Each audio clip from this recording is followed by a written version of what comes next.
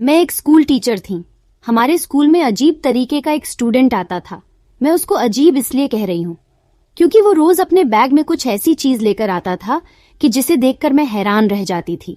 मुझे स्कूल में पढ़ाते हुए 2 साल होने वाले थे, लेकिन वो लड़का 3 महीने पहले ही आया था और उसके बैग में एक ऐसी चीज थी जिसके बारे में मैं किसी को बता भी नहीं सकती थी, क्योंकि मैं फिर खुद भी शर्मिंदा होती।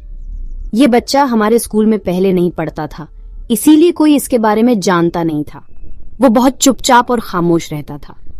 वो 3rd क्लास का स्टूडेंट था और उसकी उम्र करीबन 10 साल होगी। एक दिन मेरी ड्यूटी बच्चों के बैग चेक करने पर लगी, क्योंकि आजकल बच्चे फोन और वीडियो गेम्स वगैरह बैग में रखकर लाते थे, जिनको स्कूल में लाने की परमिशन नहीं थी। इसीलिए सबके बैगों की तलाशी ली जाती थी।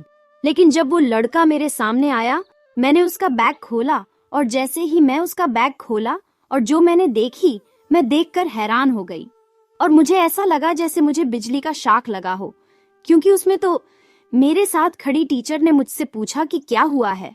मैंने कहा कि कुछ नहीं और बैग को बंद करके उस बच्चे को वापस दे दिया, लेकिन जाते हुए उस बच्चे को हैरान होकर देखती रही। पहला दिन था और जब मुझे पता चला कि ये क्या कर रहा है तो मैं खामोश हो गई। अब तक बैग चेक करने की ड्यूटी मेरी थी, इसीलिए स्कूल की किसी और टीचर को ये बात पता नहीं चली थी, और अगर पता चल भी जाती तो शायद मेरी तरह खामोश नहीं रहती। लेकिन मेरा मामला कुछ अलग था। मेरा नाम अर्पिता है और मेरी उम्र 24 साल है। हमारे घर का माहौल बहुत ही सख्त था और मेरे जॉब करने पर भी रोक टोक थी। फिर भी मैंने किसी तरह अपने मम्मी से कहा कि वो पापा को मनाए, क्योंकि घर में पैसों की जरूरत है। हमारा कोई भाई नहीं था, जो करना था मुझे ही करना था। जब मैं सब कुछ करने के लिए तैयार थी तो पता नहीं पापा को क्या परेशानी थी। मैं खुद बड़ी मुश्किल से संभलकर जॉब करने के लिए घर से बाहर आई थी। अभी भी मैं लोगों के सामने डर जाया करती थी। कोई मेरे सामने आता तो मैं बहुत ज्यादा नर्वस हो जाती, लेकिन फिर भी अपने आप को संभाल कर बात करने की कोशिश करती थी। मुझ में कॉन्फिडेंस की बहुत कमी थी, क्योंकि मैं इस काम में अभी नई ही थी और मैं कॉन्फिडेंस लाने के लिए कोशिश करती रहती थी, लेकिन मेरे अंदर कॉन्फिडेंस अभी नहीं आया था। लेकिन उस बच्चे के साथ क्या किया जा रहा था? उस बच्चे का ऐसी चीजों तक हाथ कैसे पहुंच रहा था? क्या उसके घर में कोई उसको रोकता नहीं था? क्या वो उनके पर्सनल सामान तक भी घुसता था, जहां सिर्फ और सिर्फ औरतों का ही अधिकार होता है? क्या उसकी माँ को ये बात पता नहीं थी कि वो बैग में कौन सी चीज डालकर इस स्कूल में ला रहा है? क्या वो बाकी बच्चों को ये चीजें दिखाकर वक्त से पहले उन्हें बड़ा तो नहीं करना चाहता था? कहीं ऐसा तो नहीं था कि ये छोटा सा बच्चा बेशर्मी फैला रहा हो और बच्चों के दिमाग में गंदगी तो नहीं भर रहा था? मैंने उस बच्चे पर नजर रखने का सोचा। मेरे 2 घंटे उस बच्चे की क्लास में भी होते थे। मैं बहुत अच्छे से पढ़ाया करती थी, लेकिन आज मुझे उस पर नजर रखनी थी।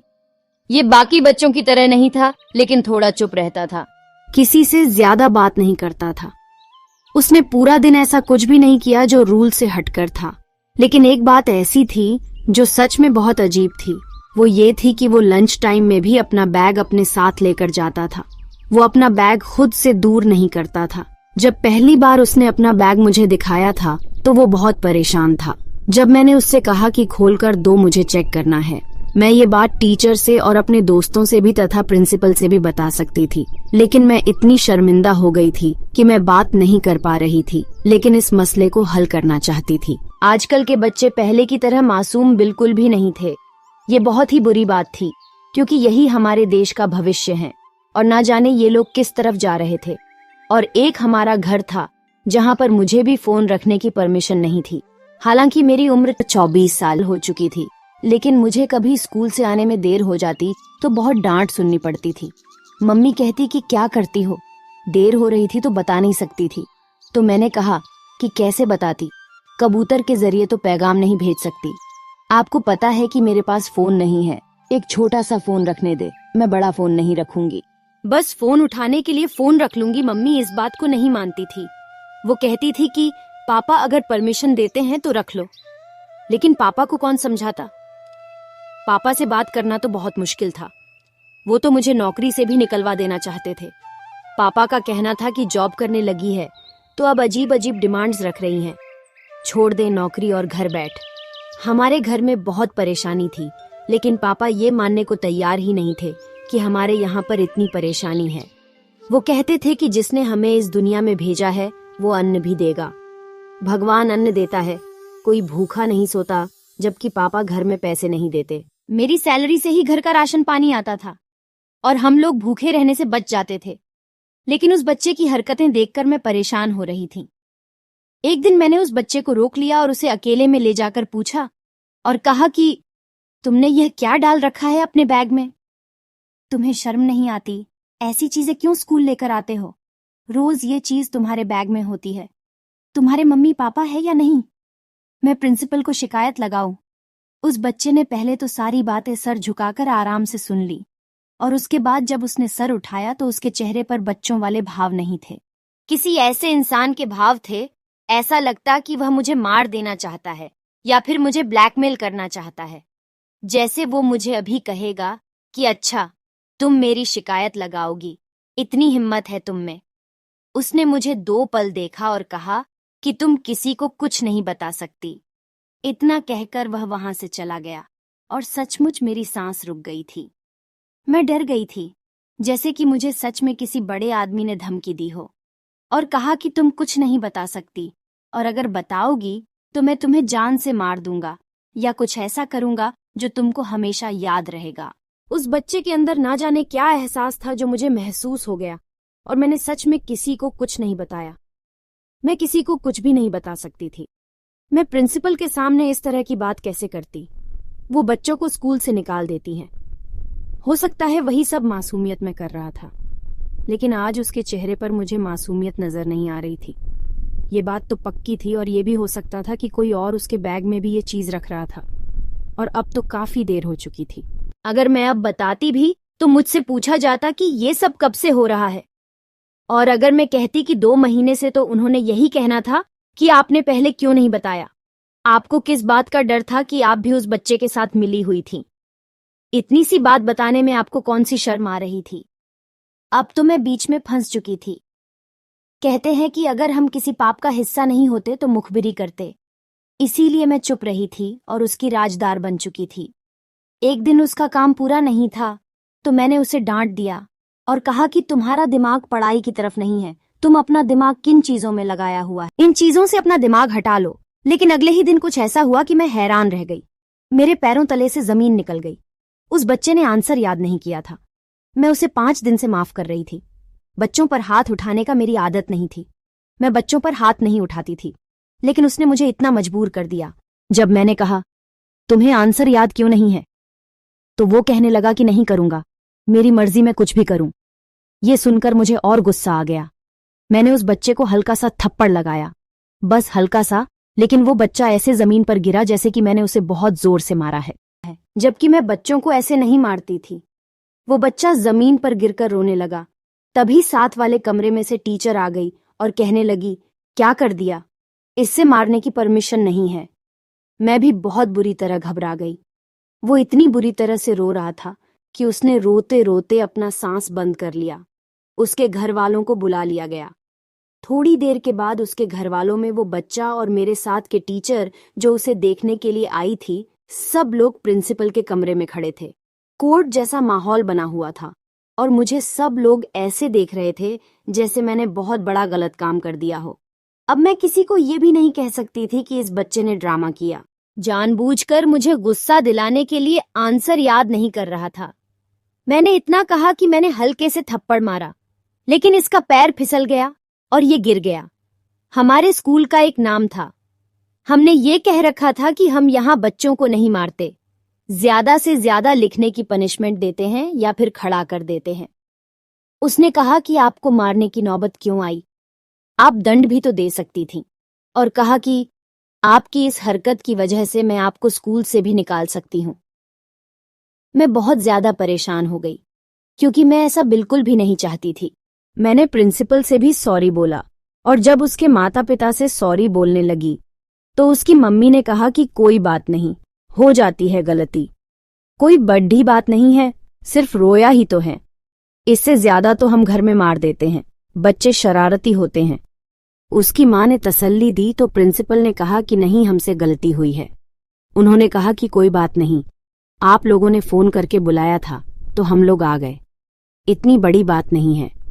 आप इनको बिल्कुल भी नहीं डांटे, उन्होंने मेरा साथ दिया। वो एक अच्छी औरत लग रही थी। वो इस बच्चे को वहां से लेकर चली गई और प्रिंसिपल ने कहा कि उन लोगों ने कोई एक्शन नहीं लिया, वरना आज तुम नौकरी से निकाल दी जाती। आज के बाद ऐसी कोई हरकत नहीं करना। मैंने कहा आज के बाद ऐसी हरकत नहीं करूंगी। फिर मैंने अपने दोस्त को भी सब कुछ बताया तो वह हैरान हो गई। कहने लगी कि तुमने ये बात पहले क्यों नहीं बताई? तो मैंने कहा कि जो बच्चा इतना बड़ा ड्रामा बनवा सकता है। आज मैं उसकी वजह से नौकरी से जाने वाली थी। अगर मैंने उसकी बात बता दी होती तो वो उससे साफ साफ मुकर जाना था। वो बहुत शरारती और चालाक बच्चा है। उसकी माँ को भी उसके बारे में पता है, तभी तो वो मेरा साथ दे रही थी। इसलिए कुछ और ही सोचना होगा। मैंने उससे बहुत प्यार से और बहुत अच्छे तरीके से बात कर ली। अब मैं भी चालाकी करूंगी। मेरी दोस्त ने कहा कि तुम्हें कुछ ना कुछ तो करना चाहिए, लेकिन मैं बहुत ज्यादा डर गई थी। अगर मेरी नौकरी चली जाती तो हम लोग तो भूखे मर जाते। मुझे कुछ ऐसा करना था कि जिससे मेरी नौकरी को भी कोई खतरा ना हो। मुझे बच्चे की माँ बहुत अच्छी लगी थी। शायद वो अपने बच्चे के बारे में बहुत अच्छी तरह से जानती भी थी। उसने मुझसे बहुत अच्छे तरीके से बात भी की थी। इसीलिए मैंने सोचा कि मुझे उसी से बात करनी चाहिए। लेकिन मुझे उसका नंबर कहाँ से मिलता? मैंने उस बच्चे की डायरी में देखा, जिसमें उसके मम्मी पापा दोनों का नंबर लिखा हुआ था। हमारे स्कूल बहुत अच्छा स्कूल था। यहाँ पर हर चीज का ख्याल रखा जाता था। अगर किसी बात की कोई इमरजेंसी पड़ जाए तो इसीलिए मम्मी पापा दोनों का नंबर दिया जाता है। मैंने उसकी मम्मी का नंबर कॉपी कर लिया और घर जाकर कॉल की, तो उसने मेरी कॉल नहीं उठाई। इसके बाद मैंने उसे दोबारा कॉल की और फिर मैंने अपने बारे में बताया और मैंने उससे कहा कि अगर बच्चा आपके आसपास बैठा है तो आप उसे साइड हो जाइए। उसने कहा कि नहीं, ऐसा नहीं है। आप बेफिक्र होकर बोले कि क्या बात है? मैंने कहा कि मैं आपसे मिलना चाहती हूँ अकेले, लेकिन मैं आपसे स्कूल में नहीं मिल सकती अकेले में, इसीलिए आपको कहीं बाहर मिलना होगा। मुझे आपके बेटे के बारे में बहुत जरूरी बात करनी है। मैं सोच रही थी कि वो परेशान होंगी, कुछ ना कुछ वो बोल सकती हैं। लेकिन उसने कहा कि ठीक है, मैं आपसे मिलने के लिए तैयार हूँ। फिर उसने मुझसे पूछा कि मैं कहाँ पर आसानी से आ सकती हूँ। मैंने उसे एक जगह का बता दिया। हमें वैसे भी कहीं घूमने नहीं जाना था, हमें सिर्फ बात ही तो करनी थी। बात करने के लिए वो जगह बहुत अच्छी थी। उसने कहा ठीक है, मैं कल वहां पर पहुंच जाऊंगी। मैंने स्कूल के बाद का टाइम बताया था, क्योंकि मैं स्कूल के बाद ही वहां पर जा सकती थी। उस औरत से बात करके मुझे बहुत अच्छा लगा। उसने मेरी बात बहुत अच्छे तरीके से सुनी और मेरे साथ कॉर्पोरेट भी किया। अगले दिन वो मेरे सामने बैठी थी और मैंने उसे बताया कि आपका बेटा अपने स्कूल बैग में बहुत अजीबोगरीब चीजें लेकर आता है। उसने पूछा कौन सी चीज? मैंने बताया कि आपके बेटे के बैग में आपकी अपनी पर्सनल चीजें होती हैं, जो एक औरत की पर्सनल चीज हो सकती है, जो वो रोज इस्तेमाल कर सकती है। वो उसके बैग के अंदर होती है।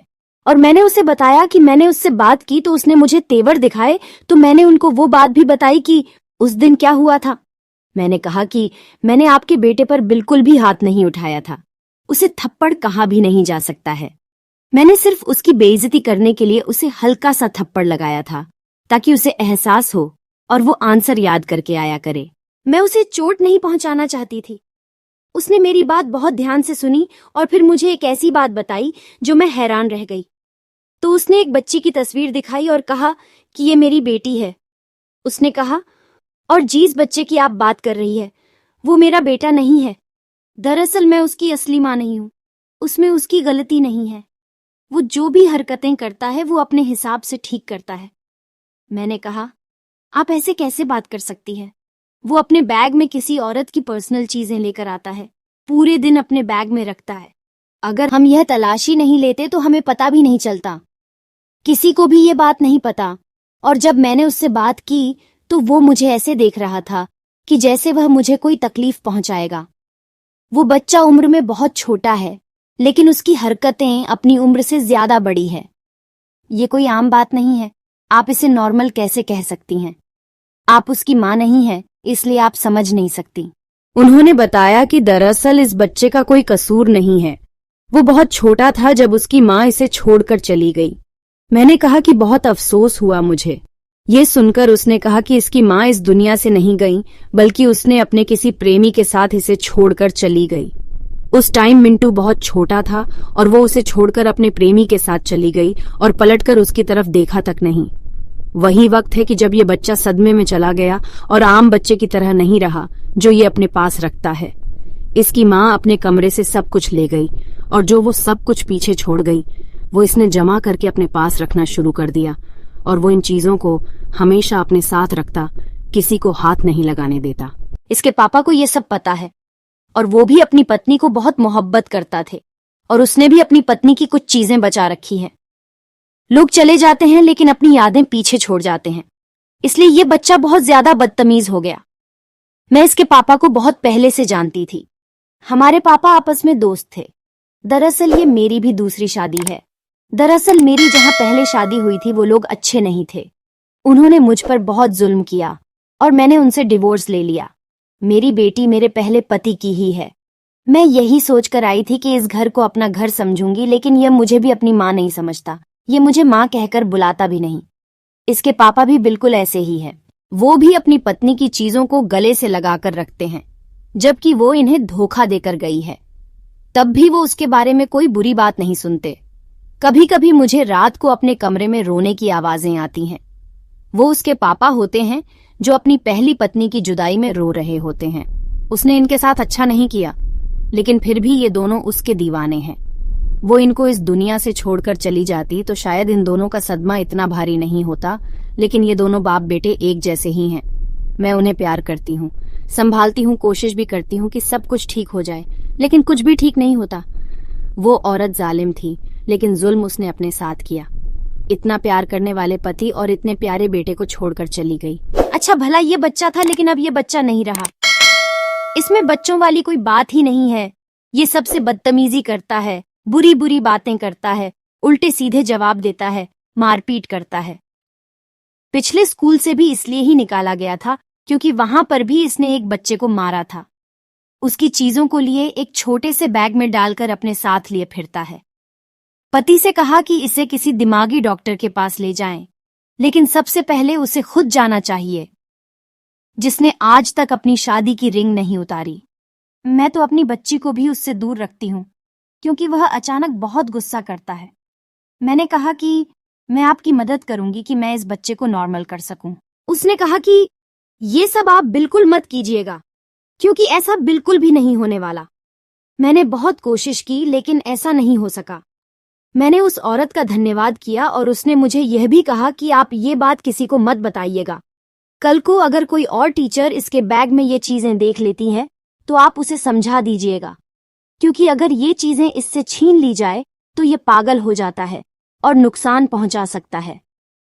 घर आई तो मैं उस बच्चे के बारे में यही सोचने लगी कि लोग कैसे अपनी खुशी के लिए अपने बच्चों की जिंदगी और दिमागी हालत बर्बाद कर देते हैं। उसकी माँ पता नहीं कहाँ बैठी अपनी जिंदगी में जी रही होगी, लेकिन उसका बच्चा 6 साल की उम्र से ही दिमागी बीमारियों से ग्रस्त हो गया, लेकिन उसे उसकी कोई परवाह नहीं। लेकिन मैंने भी सोच लिया था, ये जिंदगी में कोई अच्छा काम करने का मौका मिल रहा है तो मैं जरूर करूंगी। मैं उससे दोस्ती करने की कोशिश करूंगी। ये काम बहुत ज्यादा मुश्किल था। वो लड़का जो पहले से ही किसी से बात नहीं कर सकता। मेरे साथ तो उसने पहले ही बदतमीजी की थी। मैंने उससे कहा कि ये चीजें तुम किस लिए रखते हो, इतना तो बता दो, लेकिन वो कुछ नहीं बोला। फिर एक दिन एक और टीचर ने उसका बैग चेक करना चाहा तो वो मेरी तरफ देखने लगा, जैसे मुझसे कुछ कह रहा हो कि मुझे बचा लो। मैंने उस टीचर को बातों में लगाकर उसका वो बैग खुद देख लिया और मैंने टीचर से कहा कि इसमें कुछ भी नहीं है। उस दिन उस बच्चे को मुझ पर थोड़ा सा भरोसा हुआ और अब उसने मेरे साथ बात करना शुरू किया और हमसे दोस्ती भी की। धीरे धीरे हमारी दोस्ती बढ़ने लगी। फिर हम एक दूसरे से बातें करते। फिर उसने धीरे धीरे मुझे अपनी माँ के बारे में बताना शुरू किया कि ये उसकी माँ की चीजें हैं। मैं उनसे बहुत प्यार करता था।